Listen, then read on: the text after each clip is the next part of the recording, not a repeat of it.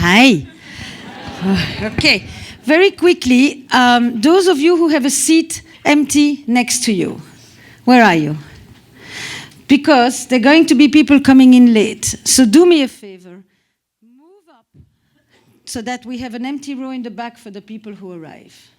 And they don't have to look and figure out, if immigration is still working. And, So those of you, lift your hands, people that have an empty seat next to you, and the people in the back, come forward, please. But stand up. I see you sitting. Move. Yeah. Come. There, right here, right there. Right there, in the front, all the way in the front, you can have a seat. There's a very interesting cultural thing, Sometimes when you do a talk in the States, the front row stays empty. God forbid you'd be too close to the teacher. Then you go to Argentina and the front row gets filled first. It's all about a matter of proximity and closeness. So, you took my notes. I just gave you one too. First of all, welcome to everybody.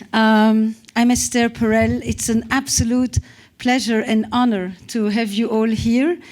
And it's an honor for all of the hundreds of people, more than there are in this room, that are joining us online from all over the world. So I can kind of really feel like it's a global event, voila, here you see immigration. They arrive, and only I see that, because you're looking at me, and I look at the door, and I do border patrol, and So, raise your hands if there's a seat empty next to you, just so these people can find a seat. Okay, this is going to stop, don't worry. It won't go like that the whole day. There's absolutely no way that I can start this event and without, first of all, there's an enormous group of volunteers that have come from everywhere that are going to make this comfortable for you. So that's the first thing. You generally get thanked at the end. I want to start with you.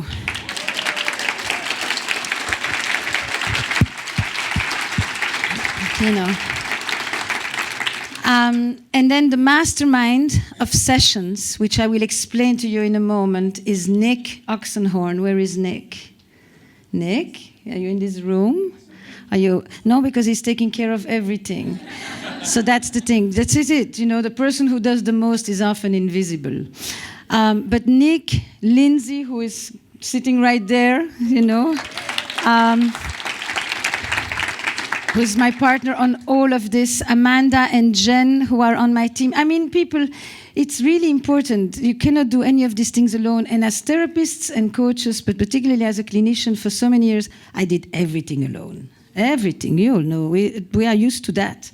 So to be supported like this is a whole new life. Not just a new job, a new life. Then there is the people who are in this front row, which is the guest faculty that I invited. I just thought to myself, who do I think has something important and interesting to say about this subject that I would want to hear? And if I want to hear it, I would hope you would want to hear. And so I will introduce all these esteemed colleagues. Some of them were my supervisors when I began: Virginia Goldner, Earl Turner, who I just met now, Doug Brown-Harvey, from whom I've learned so many different things about sexuality, David Lay, Terry Real, who I've done multiple teleclasses with and webinars with, and who is one of my closest colleagues with whom we share patients. I mean, it goes on and on. Alexandra Salomon, Rick Miller, and who is this? Where is David? And then Paul Brody, who you're going to meet in a moment. So, how many of you know what sessions is? And how many of you are new to sessions? Great. Let me quickly tell you. Sessions basically started out with me wanting to do something that was bigger than what you can contain in an office. But I didn't want to create a clinical chapel. I didn't want to have my own school. I thought there are many very good schools, and what I would like to do is bring the people who lead those schools together. And I would like to be in conversation with every one of those people, and in a way create a salon. I have done salons, and I thought there's never been a really interesting clinical salon whereby I gather on a digital platform the people that have the most pertinent things to say about relationships and sexuality today as it relates to the work of therapists and coaches. Who are the coaches in the room? Quite a bunch. Nice. Who are the educators in the room? Who are the sex therapists in the room? Wow. Who are the couples therapists in the room, or the primarily couples therapists? Who are the individual therapists in the room? Who are the group therapists? Maybe some of you are the same, it doesn't matter. And do me a favor, who was not born in the US? That really does it for me.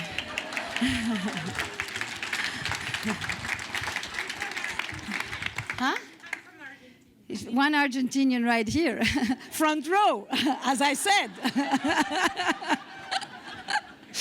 And who are the people who flew in from abroad to be here, first of all? And may I get a sense just of what are the countries? You seem to be stuck there. Give me just a sense. Canada, Netherlands, Israel, Chile, Australia, Mexico, Dominican Republic, the Netherlands, Brazil from Canada, and you?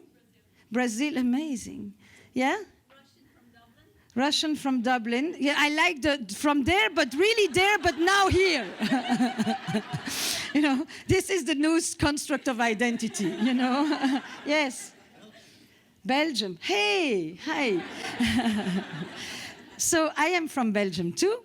And here are Jan and May, who are the two directors of the Family Institute in Antwerp, with whom I have done a number of master classes. So Belgium, yes, fantastic. And then there? UK. And? Brazil. Germany. Man, people, this is fantastic. Okay.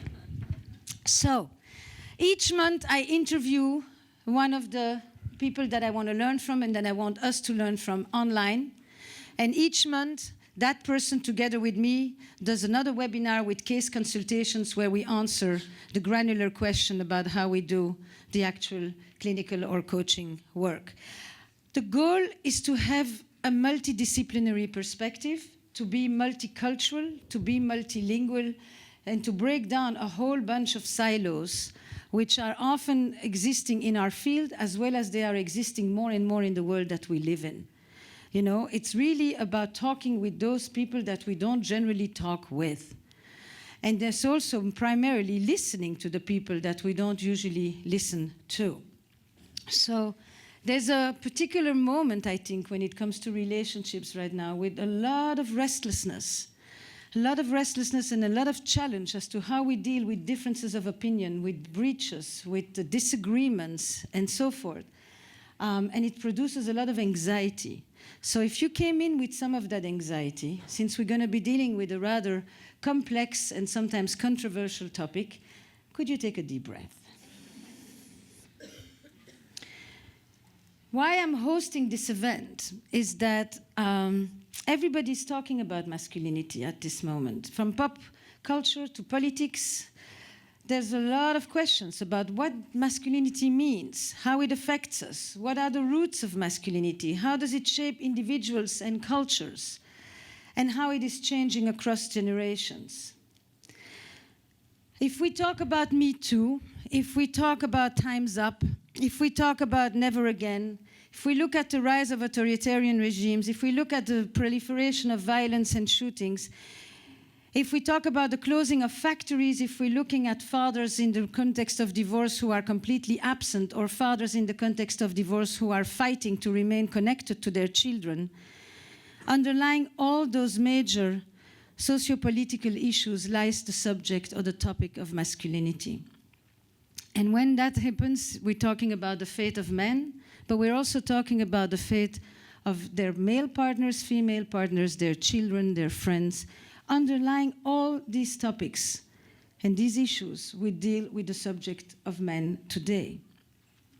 Now, it's not a new interest. I mean, you would think because of all what's happened in the last year, but it's actually not. But you know how it goes. You know, you do something and then you begin to think, what have I done in this field? And then you start to remember, oh, and that one, and that one, and that. So 5 years ago, after I did the first TED Talk, people said, what do you want to do next? And I was already writing The State of Affairs. And I said, I want to talk about men. And the first answer I told was, nobody's interested. And I said, that cannot be. Because when a man talks, everybody's interested, because usually nobody has heard him talk this way. And so least of all, himself. He's often hearing himself for the first time. So then I began to look at the men's groups that I had actually attended and worked in. Many men's groups where I actually was the only woman who had ever entered. One of them was led by my rabbi, who had a group here in New York. And I went in 4 times. Then I did a series of things with NBA teams, like Worlds of Men that I have very little connection to, culturally speaking, racially speaking, and activity speaking.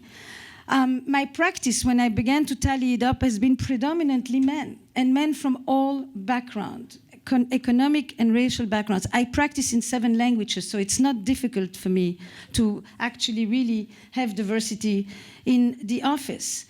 And what I would like for us at the end of today is to have a more holistic picture of various aspects of the lives of men. You know, things at this moment are really quite polarized. So I'm going to do a number of qualifiers. And I may do them probably, if I was to do it correctly, I should have to do this every hour.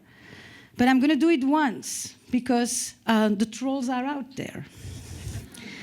You know.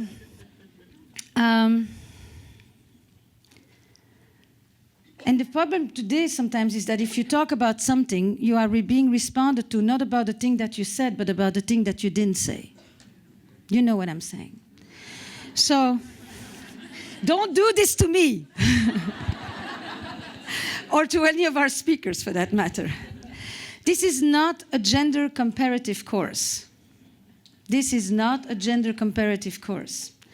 This is not a day where we're going to be dabbling with the title of greater victim and who has it worse.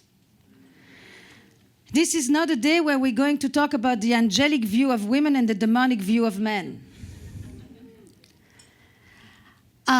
We could have an entire day on what are the difficulties and the mistakes made with amalgamations at this moment, where we are lumping together all kinds of behaviors into one bucket. We're going to name some, and we're going to try to name them with great accuracy, and that doesn't mean that we are talking about 5 things when we're talking about 1 thing. I'm going to sometimes say men and women. It's a mistake. If I spoke French, I would say des hommes et des femmes, which kind of is not exactly some men and some women. But it would mean to say that it is some people. It's not everybody. And it doesn't mean that it is the same for all generations, and it certainly doesn't mean it's the same for all backgrounds. And we are very clear that there is an intersectionality here between a number of different major dimensions that constantly affect when we use the word man or woman. So it's going to be a problem, because it's going to sound sometimes like I, at least, I'm going to talk about myself, could be sounding essentializing. Like, this is what men do, you know, or this is the problem of men, or this is the sorrow of men, or all of those things. It's some people. I could say male identifying. That too would be a much more accurate thing to say. But what's really important for me is to say to you that I ask you not to confuse the meaning of the word with the feeling that the word evokes for you. I ask you not to confuse the meaning of the word with the feeling that the word evokes for you. And a lot of things will be evoked for us today. You know, the gender binaries are much more porous than a day on the subject of masculinity can do. Okay, and every program, as you know, is a negotiation between variety and depth. You know, and my choice will be to address as many of the facets of the topic, but seriously, there are voices who won't be heard. There's no way that it can do justice to all. What I do hope is that we go beyond some of the reductionistic, you know, men are broken, it's the end of men, you know, all male sexuality is predatory, this is the time for men to shut up and listen. that. So if you come in with questions, I would love for you to leave with more questions, but different ones. The day I organized around 5 pillars. I thought, what's the structure that I can create? And this talk is about creating the architecture for that structure. And by the way, Lindsay, this clock doesn't tell me the truth. Fake news. This is fake news. Can somebody reset the clock? I don't know how long I've been speaking, but I don't have 5 minutes left. Of the four? Of the... No. That cannot be. You can go over 5. Oh, okay, I'm going to do this. Okay. Identity is one pillar. Relationships, men particularly in intimate relationships, with other men, with their friends, with their children, with their sons and daughters, with their lovers. Sexuality is the second pillar. So intimacy would be one, sexuality would be the other one, trauma and power. So those are the 5 pillars. And every speaker is basically going to be talking from the perspective of one of these pillars. That's the architecture for the day. There's going to be a combination of short talks, long talks, panels. I can't be the one that goes over time because I'm going to be the one that's going to sing every time somebody goes over time. So, voila, that's going to be the sound. But here are a few logistics I want to just tell everybody. So, silence your phones. Silence your phones, and if you can, take notes not on your phone. Because you probably get stuff that distracts you in between. Make it a different day. It's a Shabbat. Anyway, it's Sabbath. So, get off the electronics, do digital detox, We will be sending an email to every person that is requesting CEs within 48 hours. So make sure we have your name. This will not be done here. We will save you the lines and the whole thing. Sign in for your dialogue session at the registration desk during the break if you haven't done so already. Make sure, because otherwise it will be messy. And the volunteers, you recognize every one of them in their purple shirts. So anything you need, just ask. We are not a professional conference organizing. We're just a bunch of creatives who want to have an interesting day. So, and would like to have the profession become cool again.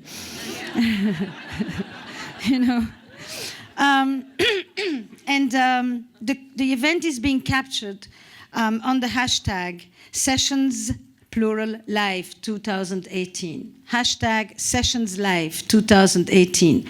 But you can only do that during the breaks, right? If you do. Yeah. Yes, and the books of all of us, of all the speakers that are here and have books, will be on sale during lunch. And we will sign them for you as well. Okay? So, the deep engagement that I want, I would like to start it by showing you one clip of one man who used to be my mentor. His name is Salvador Minuchin, who was actually quite criticized for being rather patriarchal and not very feministically enlightened. And then grew, and then taught us how to grow. And I think his little sentences here will kind of set the stage for the kind of intellectual engagement that I would like us to have. And then I will invite Paul Brody, who is one of the faculty guests on sessions on the platform that you can see on the art of listening, to also not just do the intellectual engagement, but to do the energetic engagement, the emotional engagement, and the sensory attunement to this day. And that will be our opening session. So, lights.